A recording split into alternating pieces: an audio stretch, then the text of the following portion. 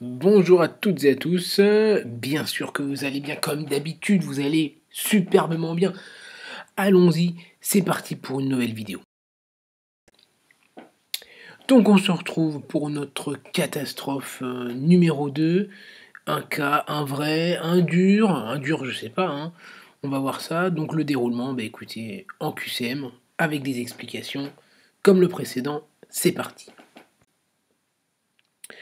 Donc vous êtes à la régulation, un après-midi de janvier 2021, vous voyez comme c'est précis, vous recevez l'appel d'un homme de 23 ans qui dit avoir pris 6 comprimés de paracétamol. Il dit regretter son geste. Donc là, première question, je vous demande quelles informations vous manquent afin de prendre la bonne décision, bien sûr. Donc, première réponse, est-ce que c'est le premier épisode? Réponse B, est-ce qu'il y a d'autres médicaments? Réponse C, est-ce qu'il a pris autre chose? Réponse D, est-ce qu'il est seul? Ou est-ce qu'il y a une autre personne avec lui? Et la dernière réponse, la E, est-ce qu'il y a des antécédents gastriques? Durant le topo, je vous propose de faire pause à chaque question. Moi, j'avance. Alors, c'est parti. Donc là, je propose de cocher les 4 premières réponses puisque la dernière, en fait, ne nous apporte pas vraiment d'informations quant à l'intérêt d'envoyer ou de changer en tout cas le moyen d'évacuation ou le moyen médical qu'on va mettre en place. Donc premier épisode, oui ou non. D'autres médicaments, c'est impératif pour savoir si il y a des risques d'urgence vitale immédiate. S'il y a d'autres ingestions, bah oui, il peut prendre autre chose que des médicaments. Il peut prendre de l'alcool ou d'autres liquides, d'autres substances. Est-ce qu'il est seul ou accompagné? C'est très intéressant et très important de le savoir, puisque si il est accompagné, une personne peut surveiller son état neurologique et rappeler s'il se dégrade en attendant les secours. Et les antécédents, en fin de compte, gastriques, ça n'a pas spécialement d'importance, puisque ça ne va pas fondamentalement changer la décision médicale, avec les éléments précédents. Bref, avançons. Donc vous continuez l'interrogatoire rapidement et succinctement. Il vous dit avoir pris un verre, mais attention, un verre de détartrant pour WC. Je vous en ai mis 3 parce que il ne faut pas faire de promotion pour l'un ou pour l'autre. Quand ça, il y a 10 minutes, rassuré ou pas, il ne rapporte pas de douleur actuellement. Donc je ne sais pas si vous le saviez, mais si vous tourniez chacun des emballages, vous pourriez voir que ce sont des corrosifs. Pourquoi? Parce qu'en bas, vous pourriez voir ce sigle qui veut dire corrosif. Attention à savoir que ce signe-là veut dire irritant, donc le point d'exclamation c'est irritant, et qu'une forte dose, une forte concentration d'irritant peut être corrosif. Deuxième question, avec tous les éléments maintenant, vous décidez d'envoyer un SMUR, VSAV ou ambulance, donc pompier ou ambulance. Réponse C, consultation médecin traitant accompagné, si possible. Réponse D, consultation urgence psy par ses propres moyens. Et réponse E, il rappelle dans 15 minutes pour réévaluer son état neurologique. Faites pause, moi j'avance. Donc là, la réponse c'était le SMUR, en raison de l'ingestion d'un corrosif. C'était pour ça.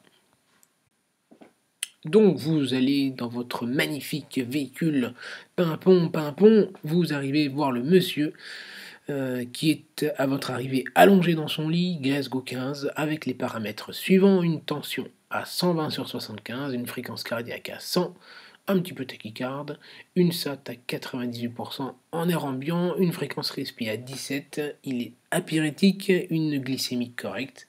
Vous regardez sa bouche, vous voyez ceci: début d'énanthème avec quelques ulcérations, mais peu profondes. Hein. C'est un début d'ulcération et vous palpez l'abdomen qui est un petit peu souple. Et l'auscultation est sans particularité. La question à ce moment-là, en cas d'ingestion de corrosif, on peut, réponse A, faire boire pour favoriser l'évacuation. Réponse B, donner un antalgique IV. Réponse C, discuter le charbon actif.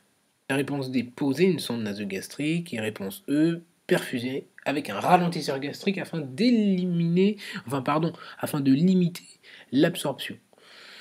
Faites pause, j'avance. Là, la seule réponse tolérable, c'est l'antalgie IV. Toutes les autres sont contre-indiquées, en fait. Donc, c'est simple, hein, vous êtes en préhospitalier, ingestion de corrosif.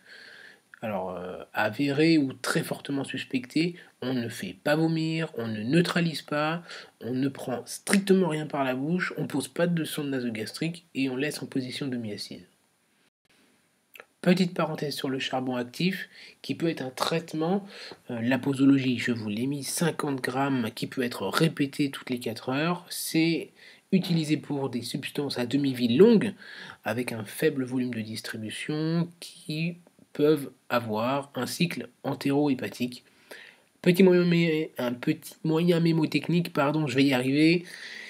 Les médicaments concernés, théophiline, phénobarbital, la carbamazépine, quinine, colchicine et dapsone.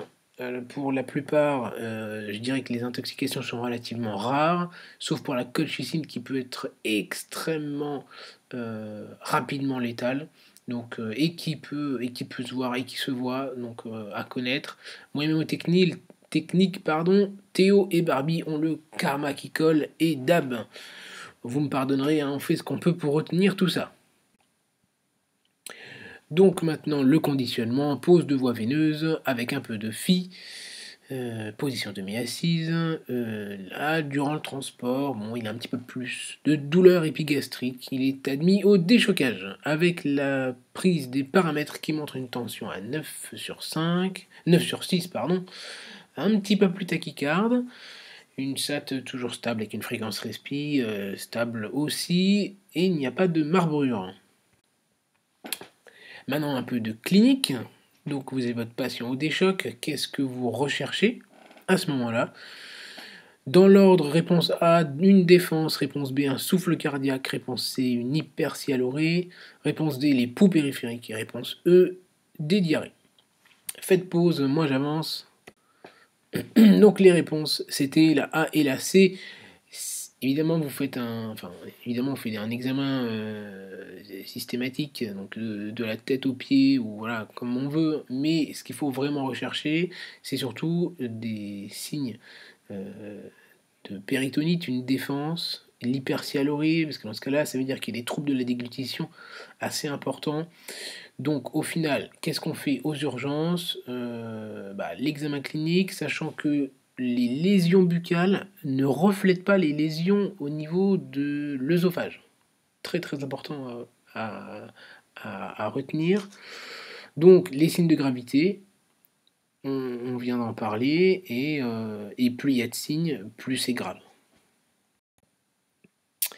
Donc maintenant, quelle place pour quel examen? Je vous propose 5 questions à répondre. La A, une échographie, la FAST.